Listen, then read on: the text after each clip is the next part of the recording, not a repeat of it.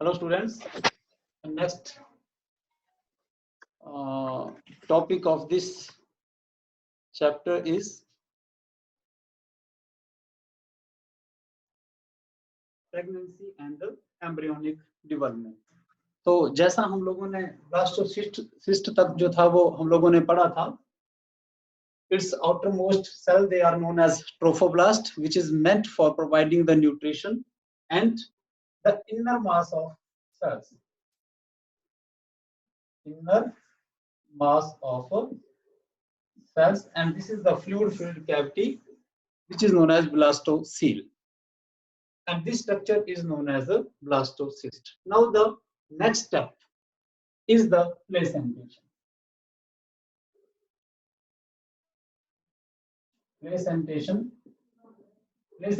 means the development of a structural and functional connection in between the mother and fetus. कि माँ और बच्चे के बीच में जो एक connection जो है वो develop होता है, जो functional structure जो उसके बीच में बनेगा, उन दोनों के बीच में जो that can perform the different kinds of function, अभी discuss करेंगे, that is known as a placentation. Now what happened?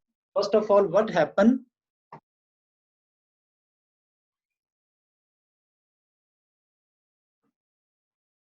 Now what happened? This the trophoblast के जो cells हैं, in these trophoblast cells, a finger-like projections that appear in these trophoblast cells. यहीं पे ये show कर रहे हैं. इस प्रकार से finger-like projections, which are known as a microcoronic, पूरा नाम लिखते हैं, coronic villi. These are known as a coronic villi, and these coronic villi, they are then surrounded by the they are surrounded by the uterine endometrium and mother blood. Surrounded by uterine endometrium and blood, mother blood. जो mother की जो blood vessels होती हैं उसके द्वारा जो है ये जो कोरोनिक माइक्रोविलाई है इनको जो है वो सराउंड कर लिया जाता है. Okay, and this is known as a placenta, और इसी स्ट्रक्चर को जो है हम लोग क्या बोलेंगे, प्लेसेंटा. ओके, तो जैसे कि हमने बोला क्या होता है, now the uterine tissue and the maternal जो ब्लड है along with the chorionic villi, ठीक है, that can form the placenta. And this process of development of the structural and functional unit between the mother and fetus jointly known as a placentation. इस process को हम लोग क्या बोलेंगे, placentation कहेंगे. Jointly इसलिए बोला कि इसमें fetus का भी रोल है और mother का भी, mother tissue, both of these play an important role in the development of a placenta. Now this placenta that can perform the different kinds of functions. जो placenta है ये डिफरेंट काइंड्स के function जो है वो perform करेगा. क्या काम जो है वो प्लेसेंटा करता है? It is responsible for provide the nutrition to the developing embryo and oxygen. Nutrition and oxygen to the developing embryo and responsible for the elimination of carbon dioxide. जो एम्ब्रियो है उसके बीच में भी रेस्पिरेशन की process हो रही है and carbon dioxide is released.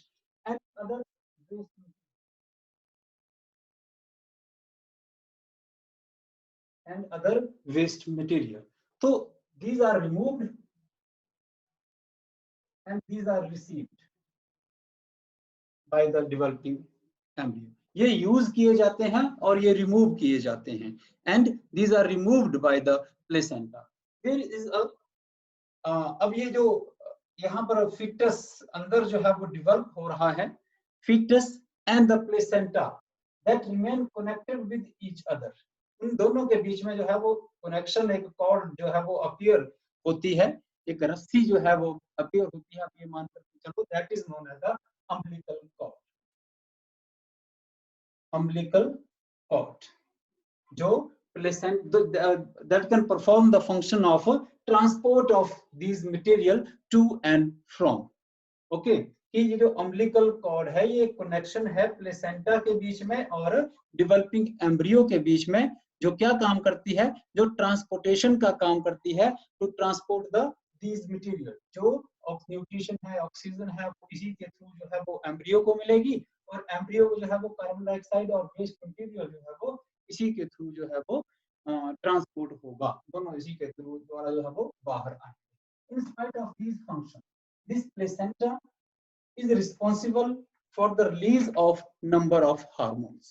ये प्लेसेंटा जो है वो बहुत ज्यादा जो है वो हार्मोन रिलीज करता है, जैसे कोरोनिक गोनाडोट्रोपिक हार्मोन पढ़ा था हमने कल भी, HCG, and in spite of that it also releases human placental hormone and estrogen and progesterone. These hormones, they are released by the placenta. In spite of these, there is the another hormone which is known as relaxin, released by the ovary.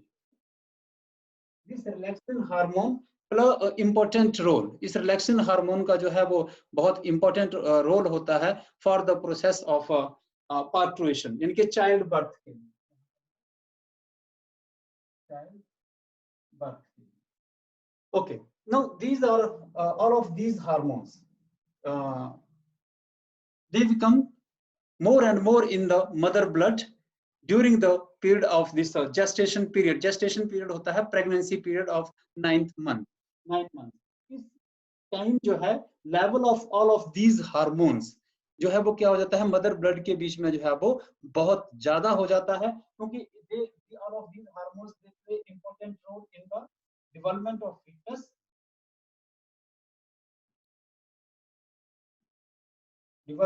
fetus, and various metabolic activities in the mother। बहुत ज्यादा activity जो metabolic activities mother के बीच में होती है उन सबको maintain करता है, and also for the maintenance of pregnancy.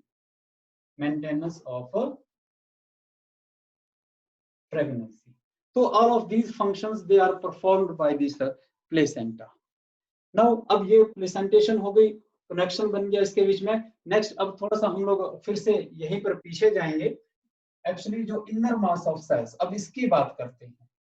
ये तो बाहर ट्रोफोब्लास्ट की बात हो गई, now the inner mass of sales.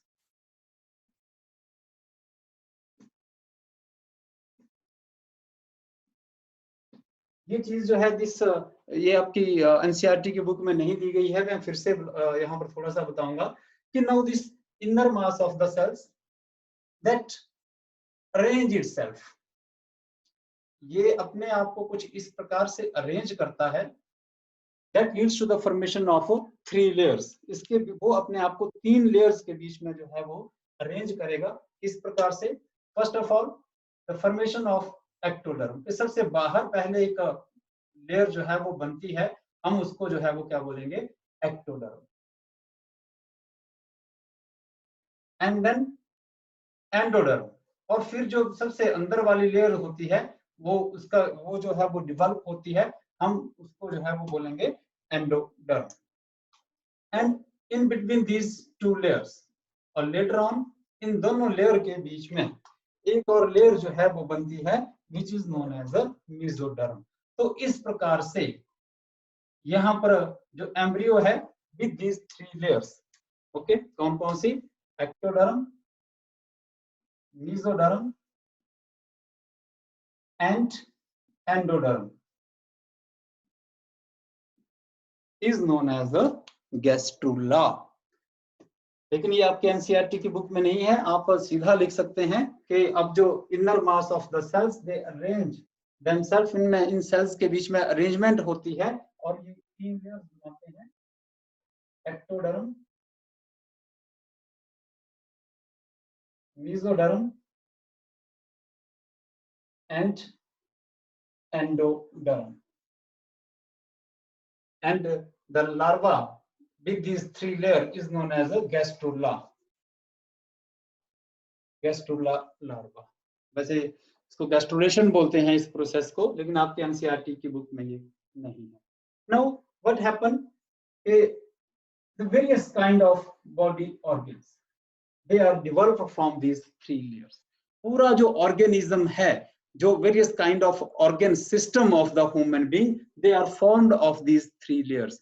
इन्हीं 3 लेयर से जो हमारे जो सारे ऑर्गन सिस्टम जो है वो डेवलप होती है। And this inner mass of the cells जो है, इसके जो सेल्स हैं हम उनको जो है वो स्टेम सेल बोलते हैं, stem cells, because these cells have the potential to develop into the various tissue and organ। क्योंकि भाई देखो, जैसे जाइगोट था, 1 सेल था, उससे 2 सेल बने, 4 सेल बने, 8, 16, 32, और इस प्रकार से जो सेल्स का जो नंबर था वो क्या होता गया, इंक्रीज होता गया। तो हम उन सेल्स को स्टेम सेल्स बोलते हैं, क्योंकि उनके बीच में कैपेबिलिटी है कि वो किसी भी टिश्यू का, किसी भी ऑर्गन का जो है वो निर्माण कर सकते हैं, that have the potency। जैसे हमने +1 में पढ़ा था totipotency, the inherent capacity of a cell to develop into a whole organism, that is known as a totipotency. तो ये स्टेम सेल भी उसी प्रकार से होते हैं कि ये किसी भी टिश्यू और ऑर्गन का जो है वो निर्माण करते हैं। तो and this process is known as the organogenesis, और इसी प्रोसेस को क्या बोला जाता है, the development of various kind of organ of the body from these 3 germ layers is known as the organogenesis. Now, during the first month of pregnancy, जब जो first month की जो प्रेगनेंसी होती है, उस time there is the development of heart. जो first month होता है उस वक्त जो है वो हार्ट की डेवलपमेंट हो जाती है। And the growth of the embryo, अगर if we want to know कि दैट एम्ब्रियो इज लिविंग और एम्ब्रियो जो है उसके में ग्रोथ हो रही है, तो that is listen by the heart sound. तो हम उसको हार्ट साउंड से जो है वो अंडरस्टैंड कर सकते हैं, with the heart sound of the embryo with the help of a stethoscope. And during the time of second month, जो सेकंड मंथ होता है, इस टाइम जो है वो various kinds of limbs and visit, they are developed। उनका जो है वो निर्माण हो जाता है, कब, जैसे during the time of second month. And during the time of third month, जो थर्ड मंथ की जो प्रेगनेंसी होती है, यानी कि जो फर्स्ट क्वार्टर जो होता है, that is the maximum of the 12 week हम बोलेंगे उसको। उसमें जो है वो जो मेजर ऑर्गन्स होते हैं of the embryo, they are the developed। and in the 5th month, अगर हम 5th month की बात करते हैं, तो hairs they are developed on the head के ऊपर जो है वो हेयर वगैरह जो है वो उनकी डेवलपमेंट हो जाती है। एंड जब एम्ब्रियो 24 हो जाती है, या हम ऐसा बोलेंगे 6 वीक जो है वो एम्ब्रियो हो जाती है, देन जो आईलिड्स वगैरह होती है, दे गेट सेपरेटेड। पहले जो है वो आंखों के ऊपर आईलिड जुड़ी ही होती है, लेकिन जब 6th मंथ की एम्ब्रियो हो जाती है तो वहां पर जो आईलिड्स वगैरह होती हैं वो खुल जाती हैं। And in the 9th month embryo is fully formed, now it is ready to expel out from the uterus। और 9th महीने में जो है वो एम्ब्रियो की फुल डेवलपमेंट जो है वो हो जाती है। So this is all about the embryonic development, pregnancy and embryonic development। Now the next chapter, next topic is parturition। Parturition and lactation।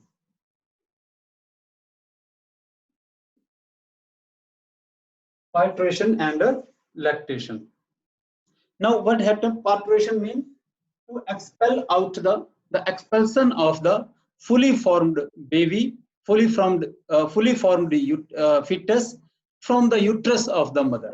कि अब जो fully formed baby है, which is formed after the gestation period। gestation period, the period of pregnancy, एक term of और आप जो है वो यहाँ पर कर लेंगे। gestation the period of pregnancy is known as gestation and it is of 9th month. कितने महीनों का होता है ये? 9 महीनों का, 9 महीनों का जो है ये होता है. Now the after the completion of this gestation period, the expulsion of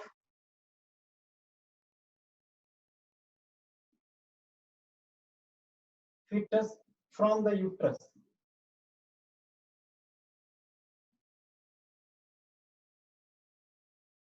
Uterus of the mother is known as a parturition. इसी को जो है वो क्या बोला जाता है? Parturition की process बोला जाता है. This process is first stimulated by the fetus themselves. जब fetus जो है वो पूरी तरह से जो है वो बन जाता है, then it is responsible for the stimulation of the process of parturition. And then this process जो placenta होता है, that is responsible for the first contraction of the uterus. First contraction of the uterus. Then what happen कि जब uterus की contraction जो है वो शुरू हो जाती है, the another hormone, अब ये एक्चुअली जो पार्टुरेशन की जो प्रोसेस है एक न्यूरो एंडोक्राइन जो both of this system that can control this neuro endocrinical mechanism है ये कि दोनों मतलब नर्वस सिस्टम और एंडोक्राइन हार्मोनल सिस्टम जो है वो इस प्रोसेस को कंट्रोल करते हैं. And then the hormone which is known as the oxytocin released from the pituitary of the mother that play an important role. Now the oxytocin hormone जो है that is released and responsible for the contraction of uterus.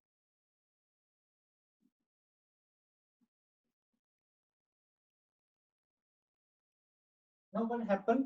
This release of oxytocin and contraction of the uterus that occur simultaneously, ये एक साथ साथ जो है वो होता है. And these stimulatory reflexes और ये जो stimulatory reflexes होते हैं that goes on increasing, यानी कि ये continue नहीं होता है. It occur in the intervals. ये एक थोड़े थोड़े interval के बाद होता है.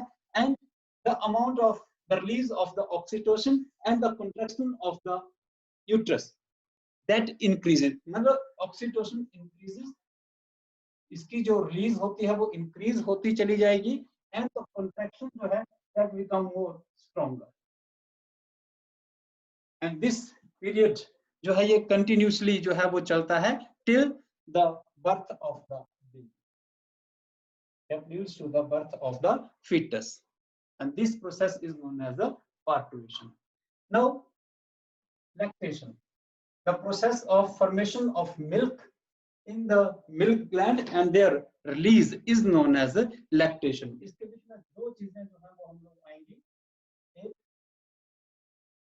formation of milk, इनके आपके एनसीईआरटी की बुक में ये चीज थोड़ी सी नहीं है, या synthesis of milk, synthesis of milk and release of milk. It is again this process is controlled by the hormones. तो उसके लिए दो हार्मोन्स हैं, आपके एनसीईआरटी की बुक में नहीं दिया गया है चीज. एक जो oxytocin, oxytocin is also known as the birth hormone भी इसको बोलते हैं. एंड सेकंड जो है वो prolactin. Prolactin, this oxytocin hormone after the period of gestation period that is responsible for the synthesis of the milk in the mammary glands. ये milk की synthesis के लिए रिस्पांसिबल होता है और प्रोलैक्टिन हार्मोन जो है that is responsible for the release of this milk. So in this case these two hormones they play an important role in the process of lactation. Now the first initial milk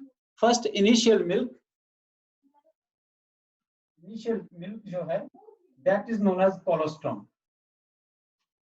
Important है. This colostrum जो पहला माँ का गाढ़ा दूध हम जिसको हम लोग बोलते हैं, इसको जो है वो कोलोस्ट्रम बोलते हैं. And this is the very important because it is very healthy for the fetus and it is very healthy for the fetus and have the antibodies in it.